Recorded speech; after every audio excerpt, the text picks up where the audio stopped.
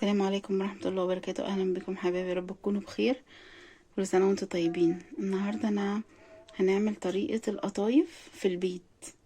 طبعا أنا جايبة بنوتي وما بيساعدوني هي وابني، بس النهاردة هي هتساعدني بقى. بصوا احنا المقادير عايزين كوباية دقيق، وكوباية ونص زي كده مية دافية، وعايزة معلقتين سكر حبيبات زي ما انتم شايفين كده، وعايزة كمان معلقة كبيرة نشا، ودي عليها ربع معلقة بيكنج باودر بس، ورشة ملح بس. دي المقادير بس. دلوقتي بقى هنجيب بولة عشان ننزل عليها كل المقادير اللي هي الناشفة دي. دلوقتي احنا جبنا البولة. دلوقتي بنوتي بقى هتحط الدقيق. بسم الله. ادي كوباية الدقيق، وكده معلقتين السكر. دلوقتي كمان هنحط النشا والبيكنج باودر. شاطرة يا سولا. دلوقتي بقى نحط ذرة الملح بس كده. دلوقتي بقى هننزل بالمية الدافية بالتدريج شوية شوية. يلا بسم الله. قلبي يا سيلا ما تخافيش. شاطر.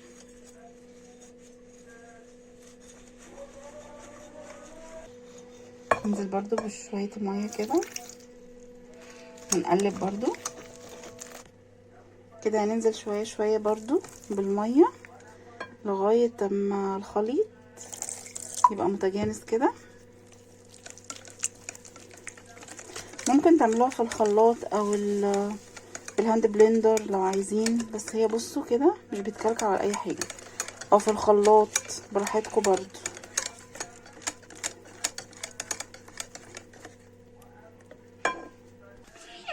كده زي ما انتم شايفين كده تقيلة. هنخففها برضو تاني بمية، وبعد كده نغطيها ونسيبها 10 دقايق عشان هي فيها بيكنج باودر. بعد كده نشتغل بيها على طول. نكون جايبين طاسة بس تيفال او اي نوع، ما تكونش بتلزق ولا احط فيها زيت ولا اي حاجة. بس كل ما اعمل واحدة او اعمل دور يعني امسح بس كده بمنديل المطبخ بس.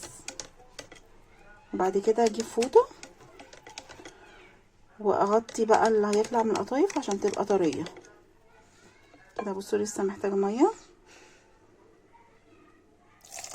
دي اسيل مية. شاطرة. ايوه كده.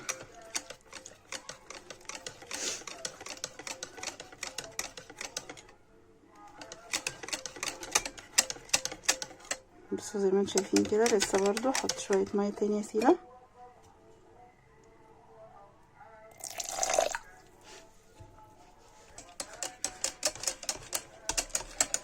كده بقى اسيل بتقلب لغاية كده. ايوه كده قوام كده مظبوط كده، كفاية خلاص كده. كده بقى نغطيها ونسيبها 10 دقايق بالظبط، وبعد كده بقى نشكلها. وكده شكل العجينة بعد 10 دقايق. يلا بقى مع بعض نشكلها. دلوقتي هوريكم. بصوا لو عندكم اي حاجة تنزلوا بيها عادي، كوباية اي حاجة، بس بصوا دلوقتي انا هعمل بايه كده هوريلكم. شايفين دي زي ما انتم شايفين كده بتاعت كاتشب، اي حاجة عندكم، او دي بتتباع برضو. دي اللي هنعمل بيها، هملاها وهعمل بيها، بتبقى سهلة. وكده زي ما احنا شايفين انا بنزل العجين كده فيها كده زي ما احنا شايفين كده. بصوا العجين كده جوه اهو. كده هقفلها دلوقتي. كده زي ما احنا شايفين احنا جبنا طاسة. دلوقتي بقى هننزل فيها زي ما انا قلت لكم كده بالشكل ده. بسم الله. شكل دايرة.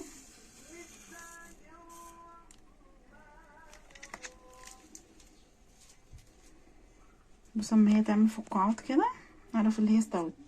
اهي بصوا زي ما انتم شايفين اهي، ما نشيلهاش ولا نحركها ولا اي حاجة. هي طبعا بتستوي من جنب واحد بس، زي ما احنا بنجيبها من بره من عند بتاع القطايف والكنافة. زي ما انتم شايفين كده. بصوا كده بتستوي.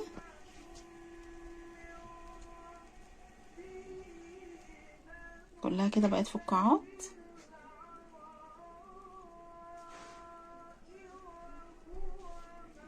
نشوفها بقى كده من تحت. بسم الله.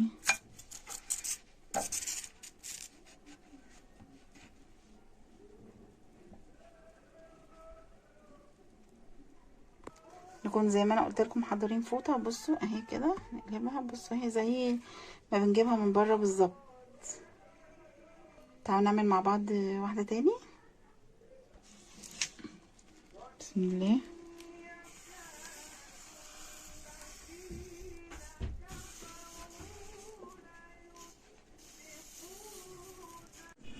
كده شكلها زي ما انتم شايفين كده. بصوا بدأت تستوي، عملت فقاعات كده زي ما قلت لكم كده بتبقى بتستوي. لما العجين دوت كده اللي فوق دوت ينشف خالص يبقى كده استوت. طبعا هي تستوي من جنب واحد بس. تعملوا بقى كل الكمية كده. دي طاسة طبعا مش بيلزق فيها اي حاجة عشان انا ما حطيتش زيت حتى.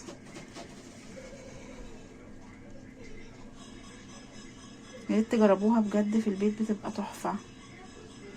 وطبعا ضامنينها احسن من بره. مش بتكلف يعني كوباية دقيق بس. بصوا كده زي ما انتم شايفين بدأت كده خلاص كده تستوي كده. بصوا خلاص كده اهي كده بتطلع معانا بكل سهولة. خلاص كده كده زي ما انتم شايفين اهي كده استوت وبقت تمام يعني. طبعا نغطيها برضو بالفوطة عشان ما ينشفوش. كده بنعمل اهو كمان واحدة معاكم يعني عشان تشوفوا. كده برضو هي بدأت تستوي تعمل فقاعات. دي كده لما تعمل فقاعات يبقى خلاص كده احنا عرفنا اللي هي استوت. بس نسيب بقى العجين ينشف من فوق كده زي ما انتم شايفين كده بتنشف. بصوا ايوه كده كل ما الفقاعات تكتر كده يبقى كده بتنشف تستوي كده. خلاص زي ما انتم شايفين كده استوت خلاص. كده برضو هنطلعها كده زي ما انتم شايفين. انا ضاعفت الكميه كده. هوريكم دلوقتي بقى. بسم الله ما شاء الله اللهم بارك. كوبايه دي طلعت كتير يعني بجد اكتر من كيلو زي ما انتم شايفين كده. ولسه الكميه ما خلصتش. بعد ما خلص الكميه كلها برضو هوريها لكم قد ايه. وكده كميه القطايف بعد ما خلصتها بصوا بجد يعني كيلو اكتر بكوبايه دقيق. يا ريت تجربوها بالهنا والشفا. ما تنسوش اللايك والشير والاشتراك في القناه.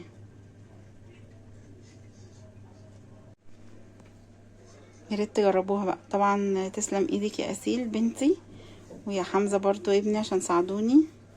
وكل سنه وانتم طيبين.